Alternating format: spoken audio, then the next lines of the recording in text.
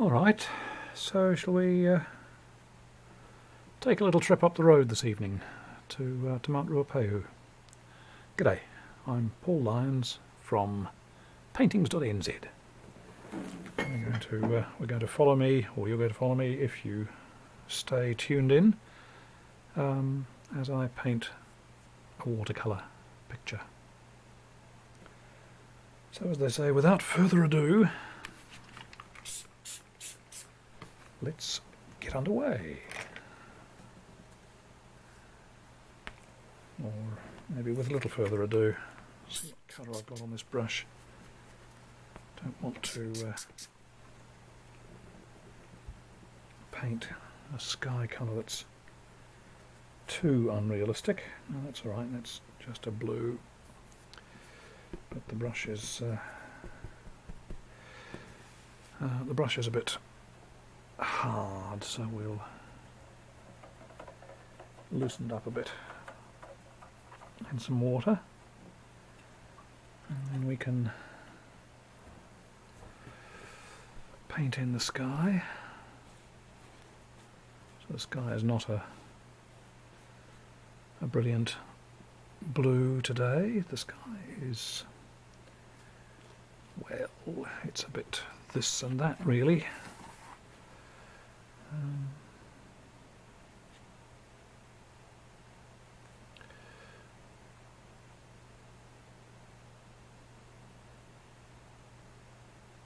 So in some of my other videos I've talked about how I've got this tendency to cut in the sky colour around the tops of mountains, even though I don't need to, because the sky colour is often much lighter than the dark rocks that there are on tops of mountains, and therefore I could go over the light sky colour with dark paint. That isn't the case with Mount Ruapehu, because Mount Ruapehu is snowclad, so I don't want to take the sky colour down into the area that is covered with snow, even though snow tends to reflect the blue of the sky. It is nevertheless lighter than the sky, in fact. Oh, so there is actually a notch there, isn't there? I might think about putting some yellow tinge on the snow, just so it's sort of obviously catching the sunlight. Don't know, we'll see about that.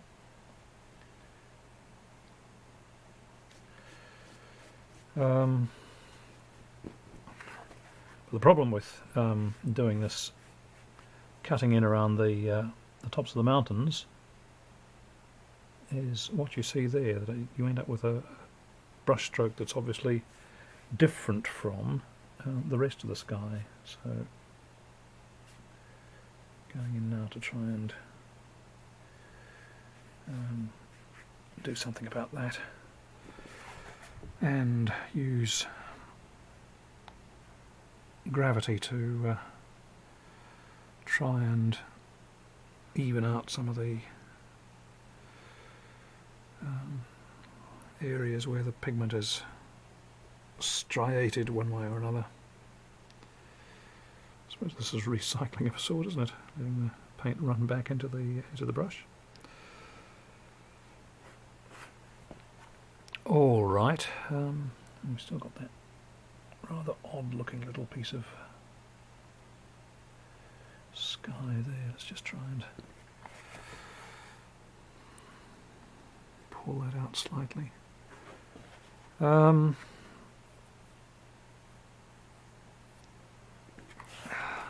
still got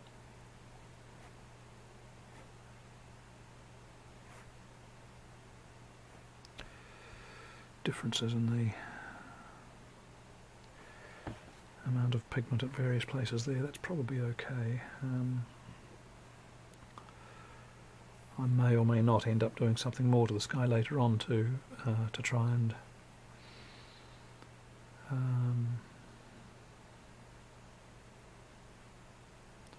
introduce some sort of atmospheric effect. In fact, I might do it now. There's sort of bands of haze in this scene.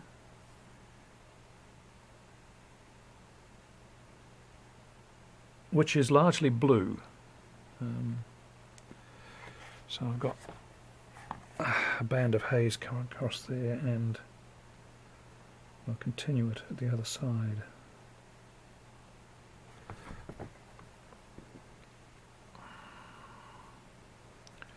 Try to... yeah. Oh, well, I've lost it now. So yeah, there's an awful lot of blue in this painting. I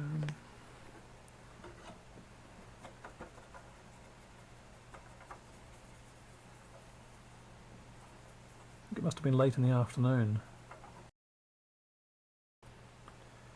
Should have cleaned my brushes before I took on something that has significant areas of white on it, or slightly off-white.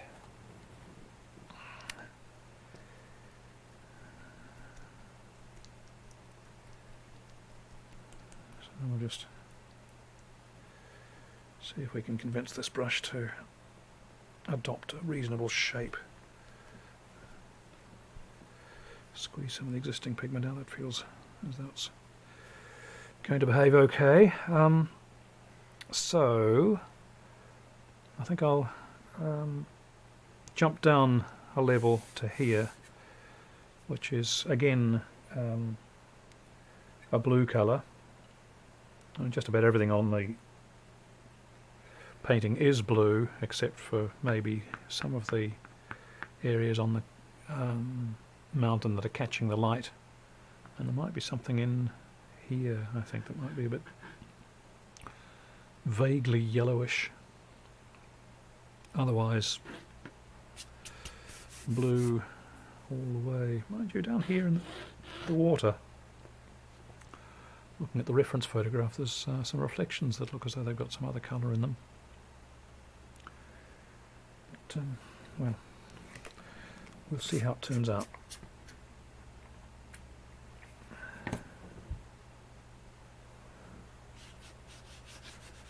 Because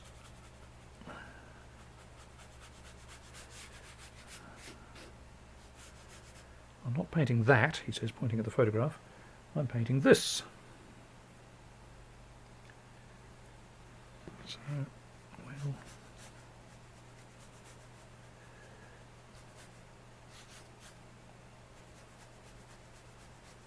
introduce some other colour just for a bit of chromatic variation. So it's what's the word I'm looking for? An atmospheric sort of painting. It doesn't have a lot of detail. Things are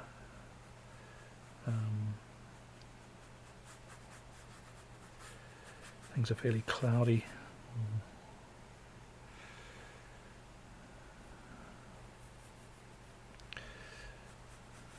Ill-defined.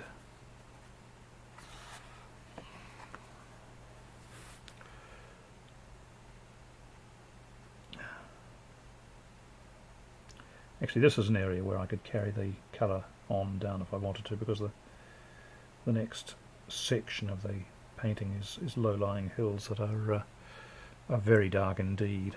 So it doesn't really matter if I go over the edges here at all.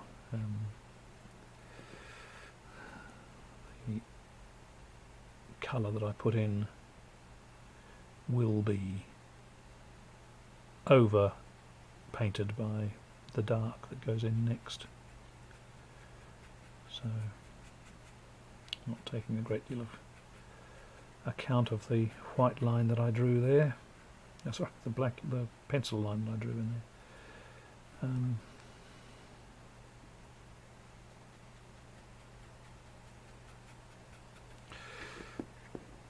But yeah, we're getting some feeling of some of these areas of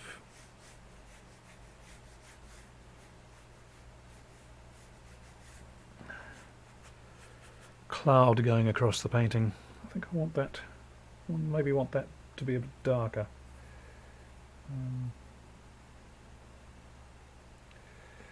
At the bottom, although, well,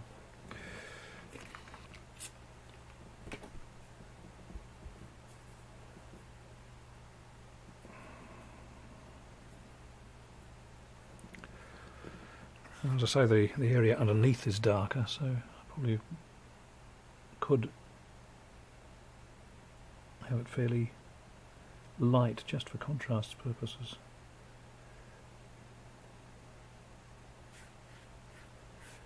Now again, we don't want the atmospheric line just to follow the line of the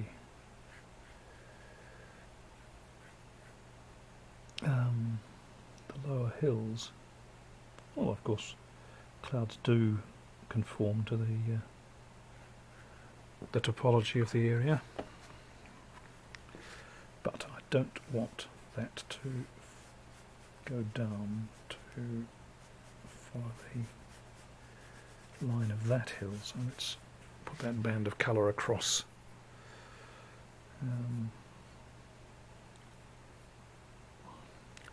And shall we introduce some variation into that? I think we should. Just a band of cloud going across there, so you can see that almost as soon as I lift that paint off, it starts filling in from the surrounding area. That's fine. I didn't expect it to remain the same way. And now I suppose I need to jump over an area and start working on the lake. So as I say, that there is some, because of course the lake is reflecting the mountain, and if I'm going to put some yellow in the snow on the mountain, I should probably put some yellow as background to the lake watercolour. So that's going to be interesting, because I can't just apply neat yellow. It's going to have to be fairly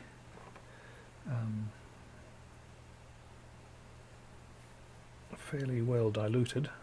So that, oh, I've just gone and sprayed my hills, haven't I, with water, even some up into the sky. Bother it. So maybe I'll try to fix that without destroying everything, which was looking quite nice and is now looking not quite so nice. But, well, it's looking different, it's just not looking the same.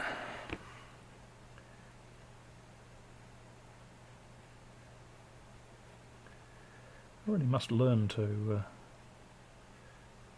mask areas, to cover areas over when I'm spraying with the water bottle.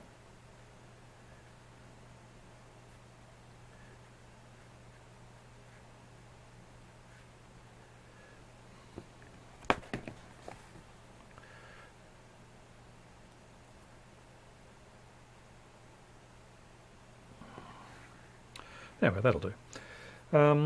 It's not a big deal, but I will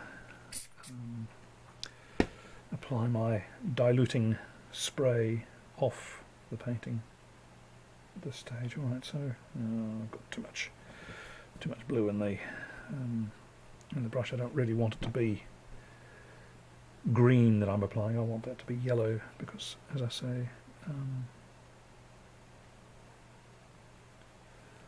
it's reflecting the yellow sunlight that's on the tops of the hills, and that's gone probably yellower than I want.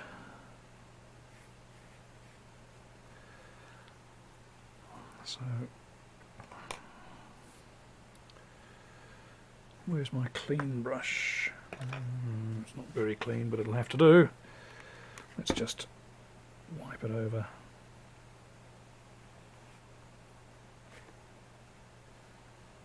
To lift some of that paint. Maybe wet it so that it's a damp brush, which is always more effective at lifting paint.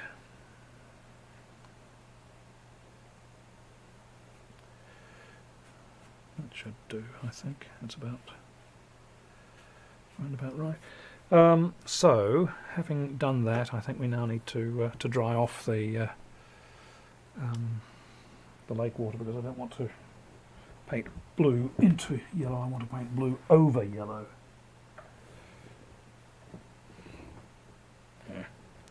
Excuse me while I go in search of my drying tool.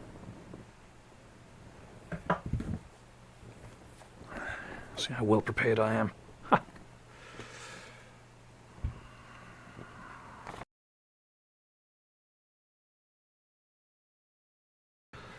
All right, so that was the yellow area on the lake. Now I'm going to try and put various stripes of blue across there. So there's an area towards the far distant shore that has a medium blueness to it.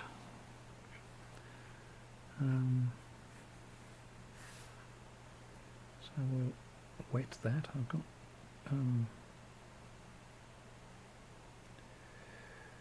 lumps and bumps in the paper. I can usually get rid of those with the heat gun, because when you dry the paper with the heat gun, you remove the water that's in the fibres, and therefore it tends to shrink on the side that you're heating and curl up towards you. But then you can apply the heat gun to the other side of the paper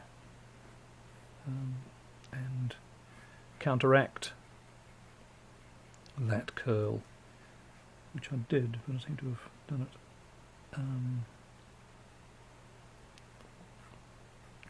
it differentially, so that there's a lump up to the right hand side here. However, we'll try and work with that, see how it goes. So this is the far distant shore with a fairly mid-blue sort of colour, and then in the middle is a sort of a turquoisey colour, which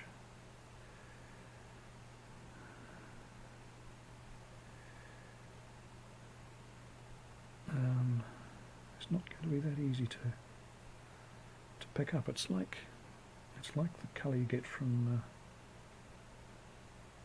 glaciers, meltwater.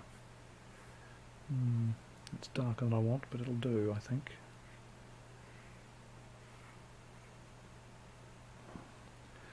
And then towards the viewer, there is some very dark water indeed. And various streaks, because of course lakes are not completely still.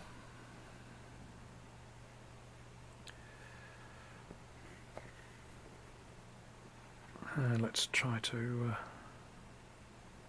help those blossoms to even out a little bit.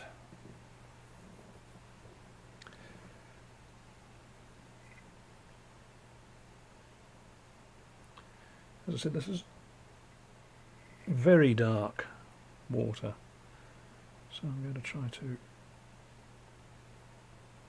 darken it a bit even more.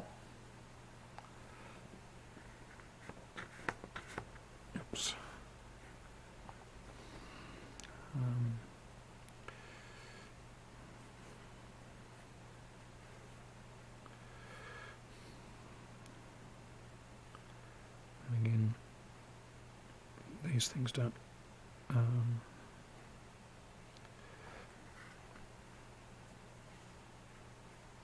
form completely even areas of colour. They're natural structures, so we get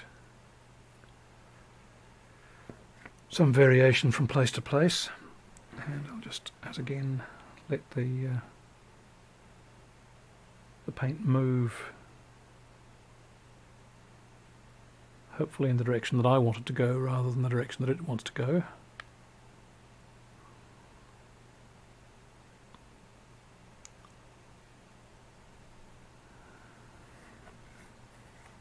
And yeah, I think we'll just try and stop it at that point by drying it. And I'll turn the camera off because it's only got a couple of minutes to go, and then I'll come back. Alright, so we dried that out and gave them the opportunity to try and flatten the paper again with the heat gun. It's a bit flatter than it was before. So now let's put in this section across here, which is pretty dark, but still got a bit of blue in it. And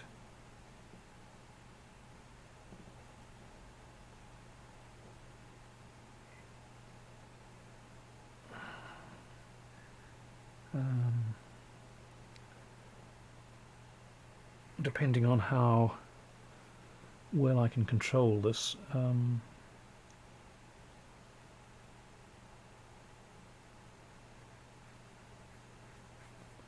might try and put in two layers of darkness. So the one I'm putting on at the moment is the lighter one, but then the bottom centimetre or so of this area I'll go over again,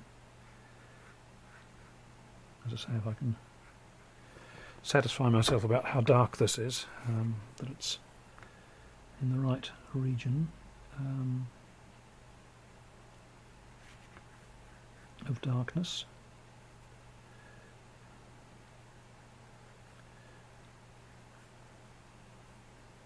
So these very dark areas you have to keep them damp, otherwise you find that they dry differentially and you get areas that stand out when you don't want them to.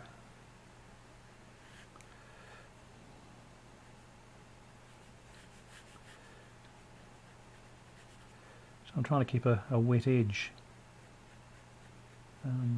in the direction that I'm moving, so hopefully that will be able to dry out down towards the right hand edge of the painting. But if I keep this edge wet, I should be able to paint back into the wet paint.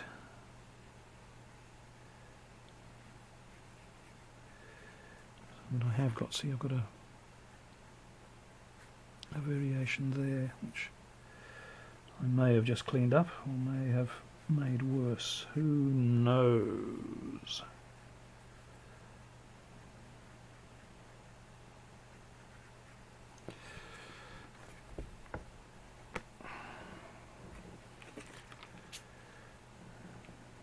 I may be running a bit low on the amount of paint I've got for this area as well.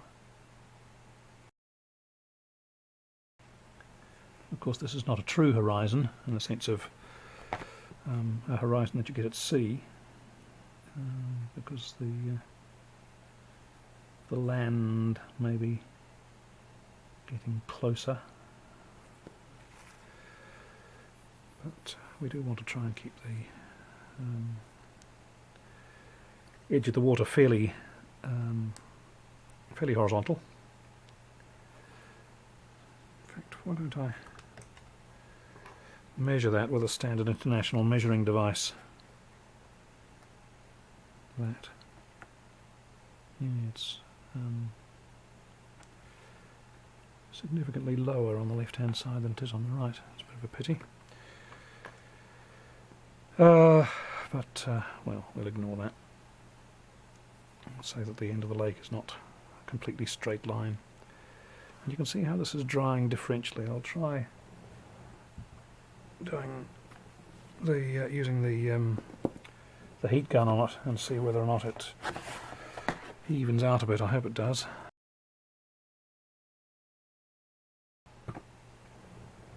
So that's all gone quite blotchy, hasn't it? So it looks like another layer of paint is required, which is not a problem in the sense that it's not actually as dark as I was hoping anyway. So putting more paint on is not contraindicated, as they say.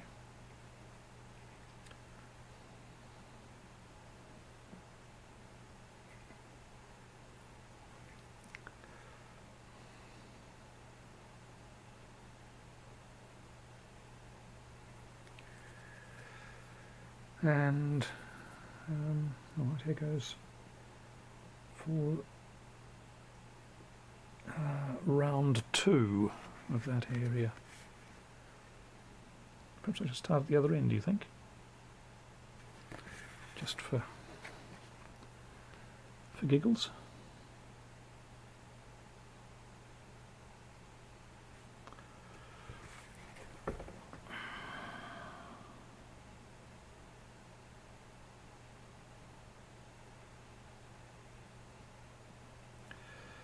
Coming out very black, isn't it? So I'm trying to go a bit lower as we go further to the right of the painting, or to my left as the painting is currently oriented, just to try and even out that horizon line. I've got to be very careful not to make it wiggly, which is why I took that long straight stroke there. Felt as though I could perhaps get a straight line, and that gamble seems to have worked.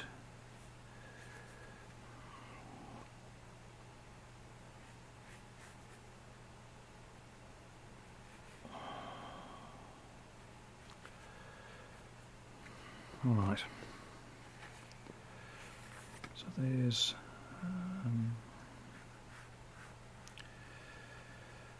a long line of dark paint, which is,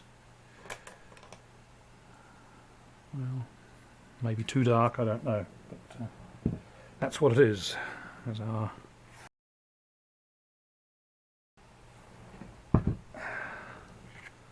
so yes, it stayed as black as pitch. It's not normally. I usually find it quite difficult to get paint as black as that. So I think a bit of remedial action is called for on the next level up. This is the bind you get yourself into. You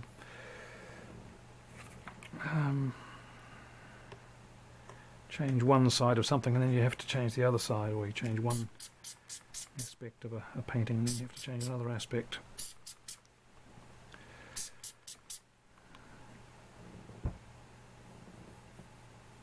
So let's, well,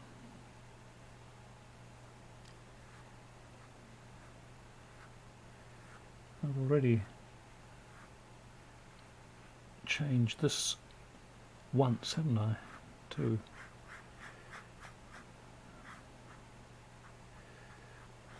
well, it wasn't too much of its detriment, but it didn't improve it.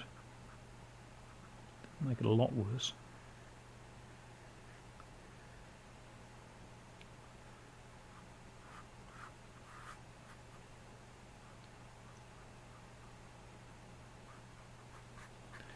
So is that whole area? It's not wet, it's slightly damp, but not as wet as I would like it to be. You can see it's drying over there at the right hand side.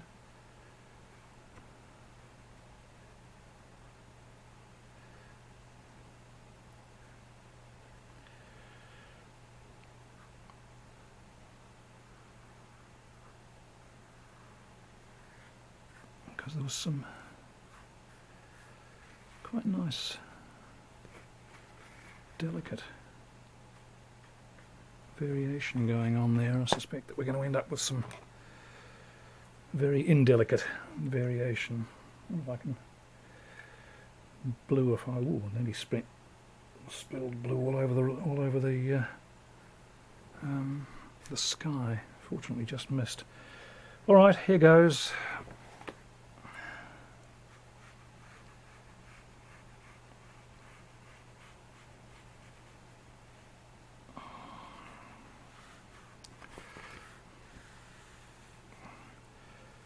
I feel justified in doing this because, in fact, in the original scene there is a band of dark, very dark blue at the bottom of this hill,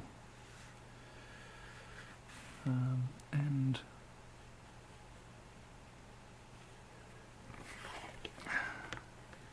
to which you should be saying the fact that the actual scene looks like that should never be justification for doing something. You should always be doing it to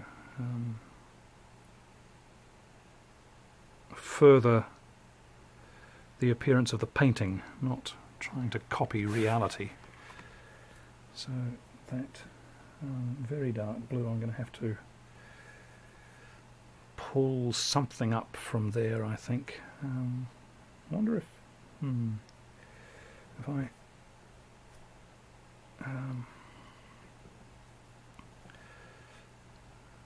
what have we got? Yes, that's probably about right. So if we do some cloud striations across there, and then let the very dark blue sort of amble on up in that direction. Although I fear that it's done as much ambling as it's going to want to do at this stage. It's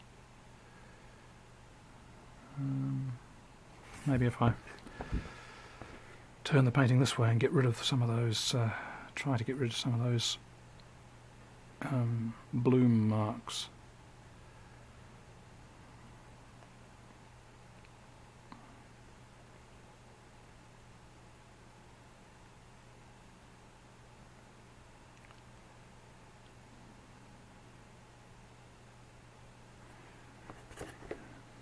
They don't really want to go away, do they? Maybe they're softening a little. I mean, maybe they aren't. How wet is this? Far too wet. Let's take some water out of it and run it along here. Yeah, that's cleared that away a bit, and we might, if we're really clever, introduce a little bit of a variation in here as well, just to say that there's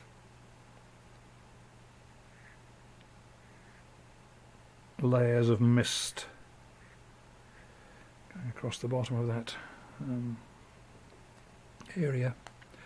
Alright, so now let's move up a layer.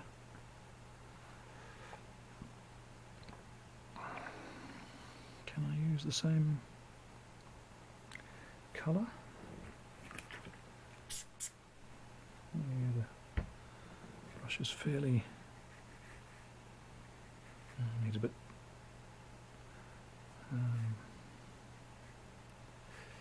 darker because the sky has to be different. So it's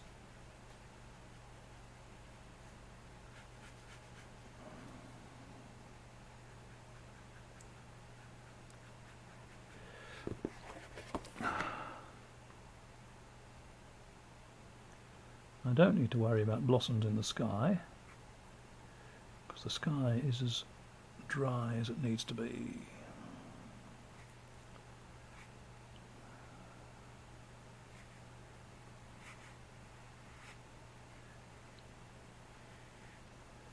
This is just a line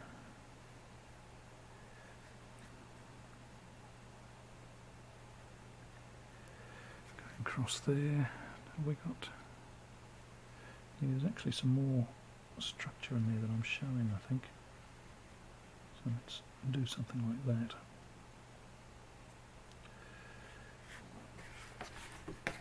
And see where this is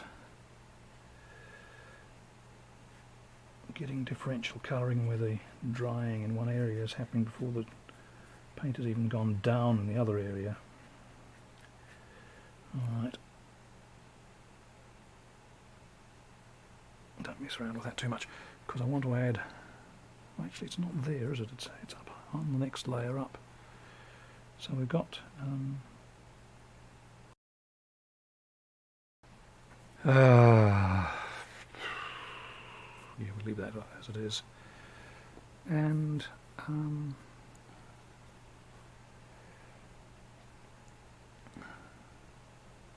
now again we've got some other colour on the next layer up. Just sort of creeping in at various points.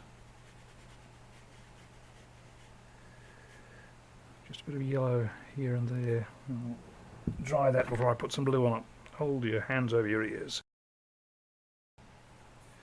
So this area is much the same colour, but it's just maybe a little bit lighter.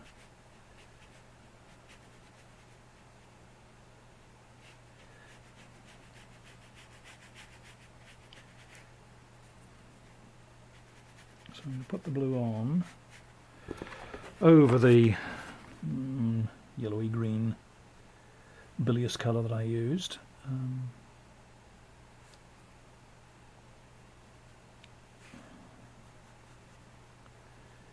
And the plan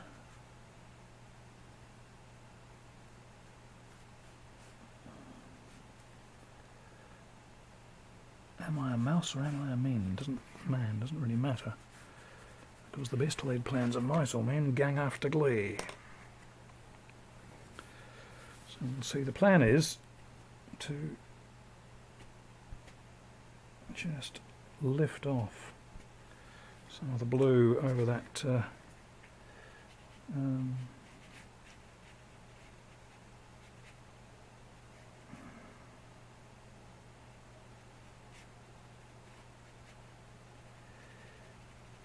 lighter colour, just let it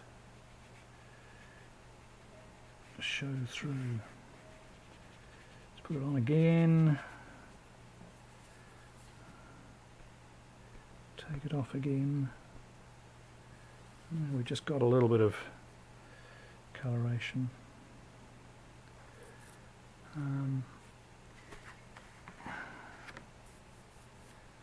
Coming through. Now we're up to the hills. Well, we're up to the mountain. And as I say, I want to have some yellow in that area. Let's clean whatever rubbish is in the brush out.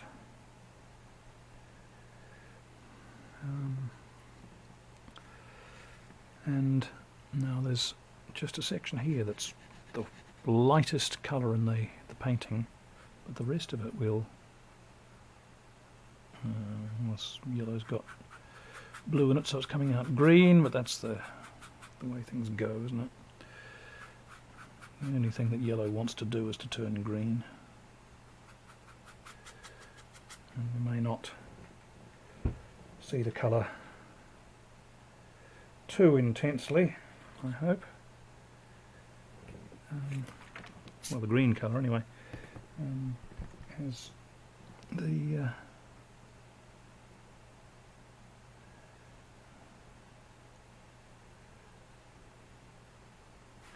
so there's not much in the way of yellow anywhere to the left of that.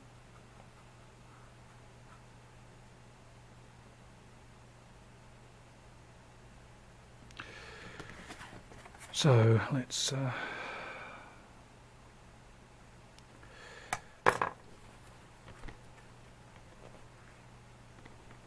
give that some structure, just to suggest that there's variation in the snowiness, and there's a little bit of light catching going on over here. And I think that's pretty much it for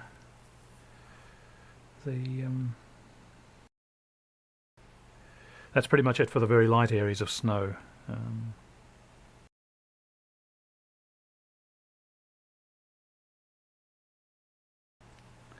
Do it in as a big wash, and we'll discover later on that there's some variation in it that we really want to add, and it'll be too late.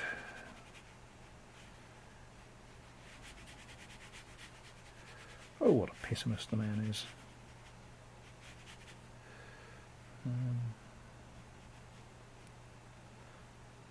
Bits of dark in there, and going up the back of that ridge, and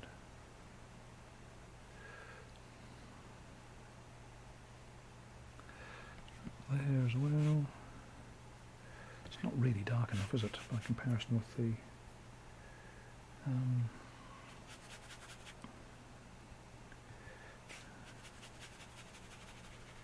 other dark areas on the painting, so let's see if we can remedy that before it all dries.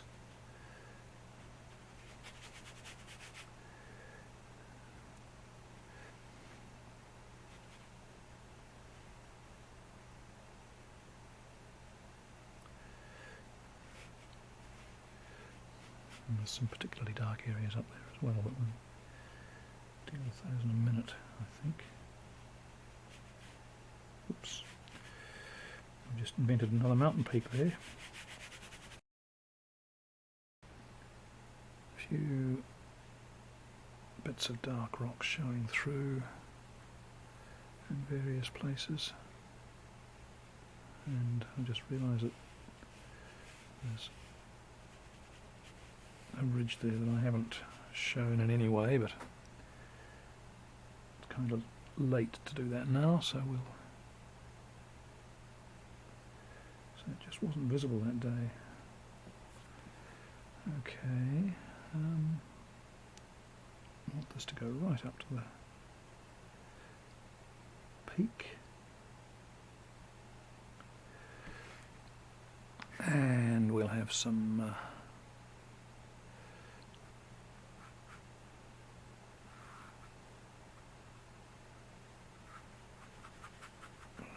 continuity from that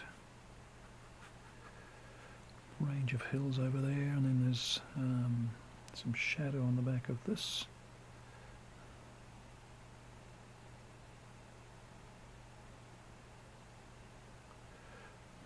It runs down here, which makes that other little peak apparent. And then we've got a whole lot of shadow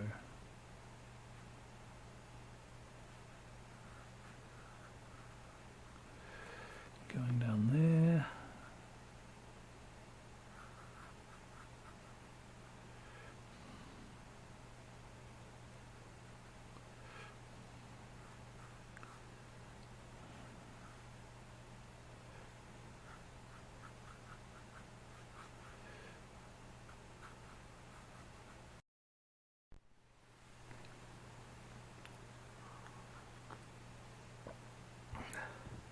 Okay, I'm sorry I let the camera run out. Its half-hour recording time limit run out. Thought I was keeping an eye on it, and I was going to turn it off and then turn it on again, but I forgot. But anyway, essentially I did very little after that, except put the painting up to have a look at it. And I think I need to put some reflection in the lake, because this area of the mountain is dark, and I haven't done anything down here in the water. to reproduce that. So let's put in a bit of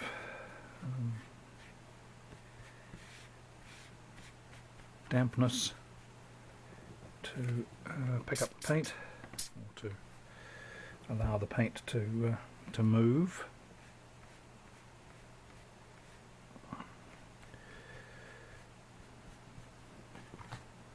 Managing to do that. Maybe I'll need some more water directly onto the paper. And even still, I haven't wet it right up to there.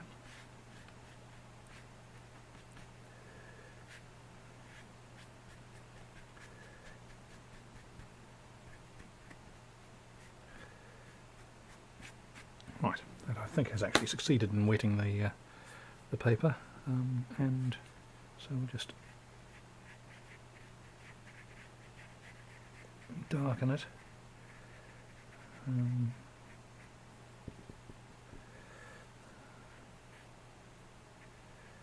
that should work to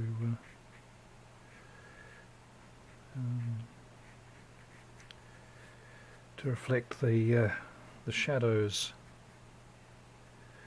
on the mountain, and maybe I'll pull some of that colour out just a little bit and move some of it back as well.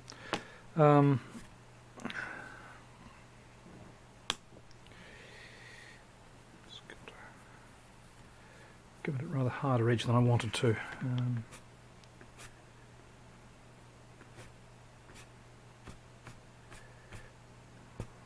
That'll just about cover it, I think.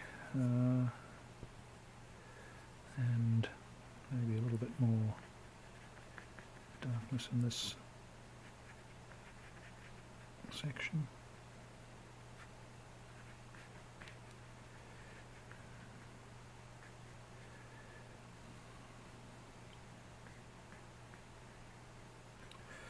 So that, as Dr. Seuss would say, is thing one. Thing two is that this hill here is far too different in tone from what's above and what's below it, so it's going to have to get darkened. So about the 94th time I've painted this, isn't it? This section of the painting. Maybe not quite 94, but getting on for.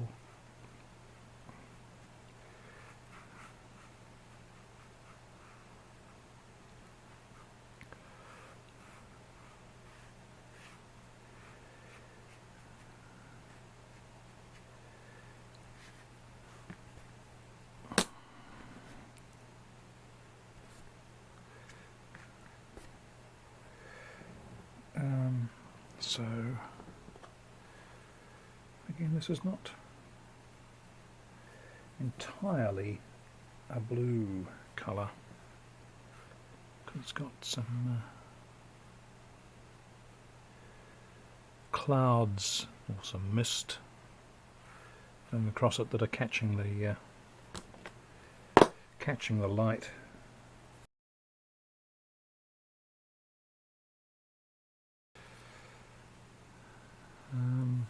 Yeah, this shape is actually not in any way accurate. It goes up there, so if I put in something behind there, or another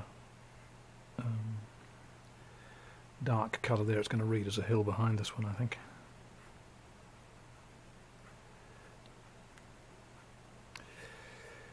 And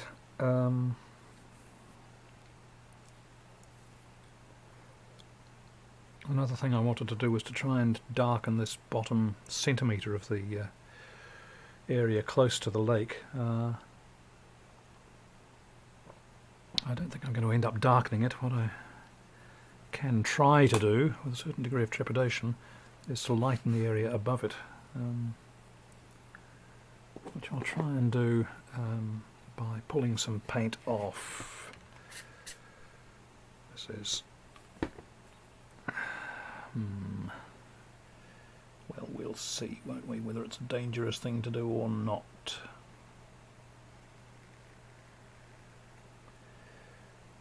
So we're going to wet it.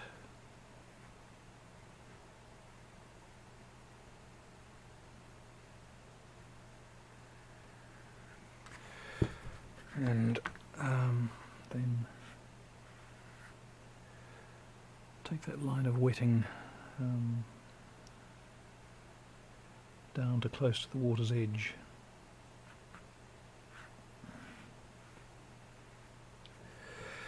And then yes, we're just managing to pick up about enough pigment, I think, to lighten that area.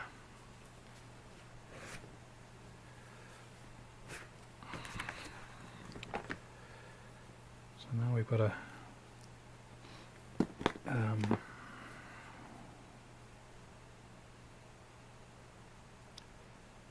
just a slightly darker edge down there. I'll try taking a bit more off there.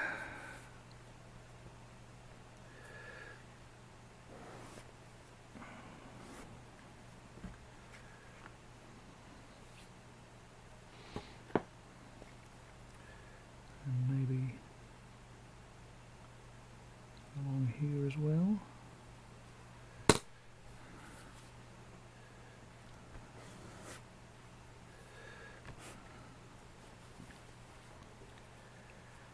And because it's evening, or coming on to evening, some people have turned their lights on in the communities at the southern end of the lake. So we have some quite bright areas.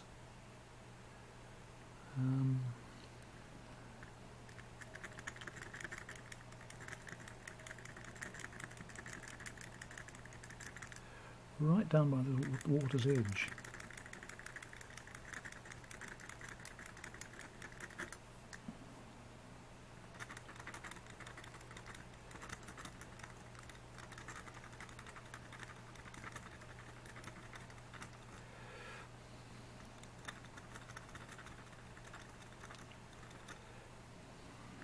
There's a string of lights. Presumably people's houses just on the foreshore here.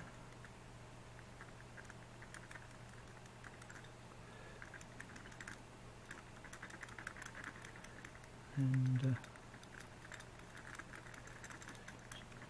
stronger lights over here, where there's, who knows, a rugby field with floodlights on, or a big party. Do you remember when there were big parties when we could actually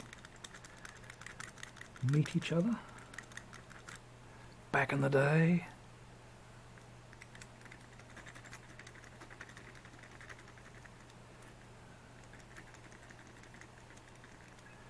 But yes, there's just this string of lights along the shore, and they're all about the same height. For houses or who knows what.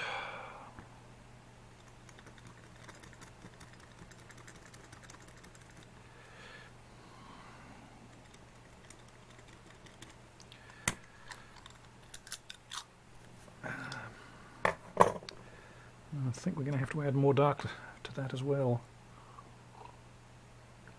Again, it's not dry yet. I'll dry it, I think.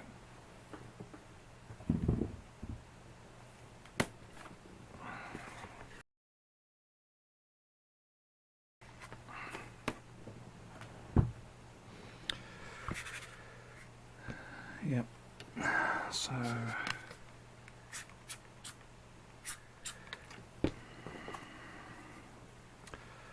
Be bold. No, not very bold. Need to actually have some paint on the brush.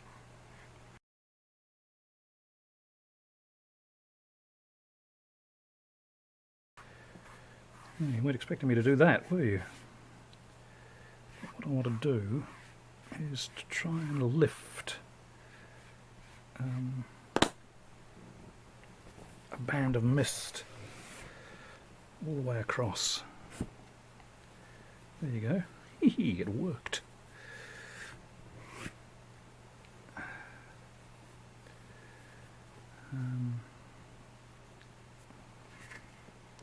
Just to try and unify that area.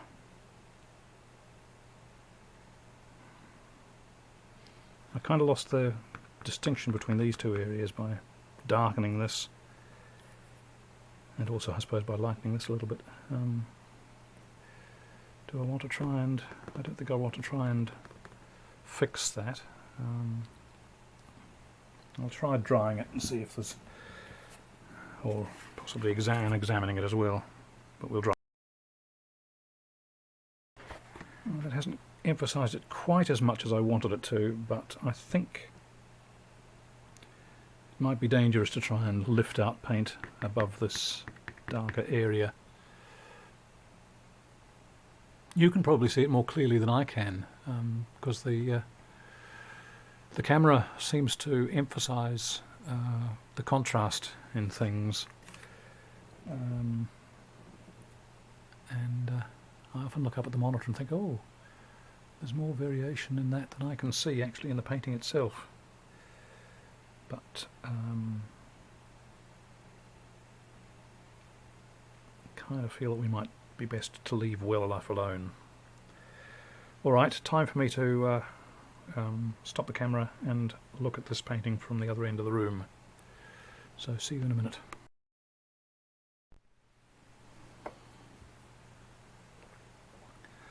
Okay, so I've had a little look at that, and there's a lot of I say to people in a rather pompous fashion, what do you paint with? And they say, oh, paint with acrylics, or I paint with oils, or I paint with brushes. I say, you paint with your eyes.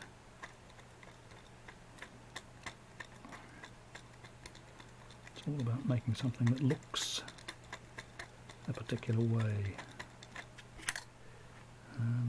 So we want our painting to have a particular appearance, or if not a particular appearance, at least an appearance that that seems to work.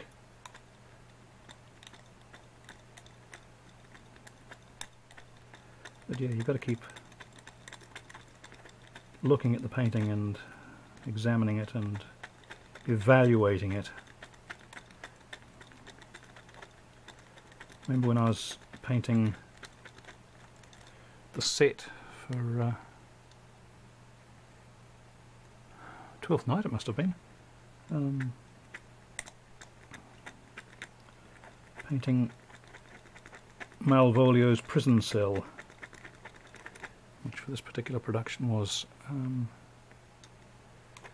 fairly tall.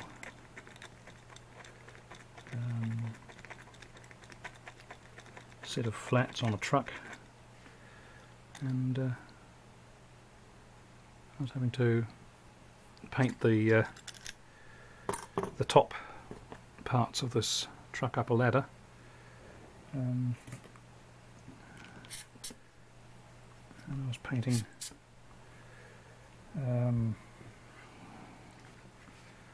beams and other things that were holding the ceiling of the prison cell in position.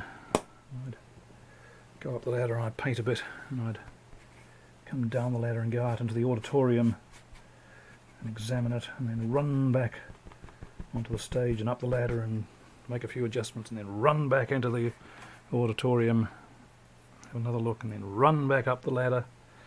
Oh, I was young in those days.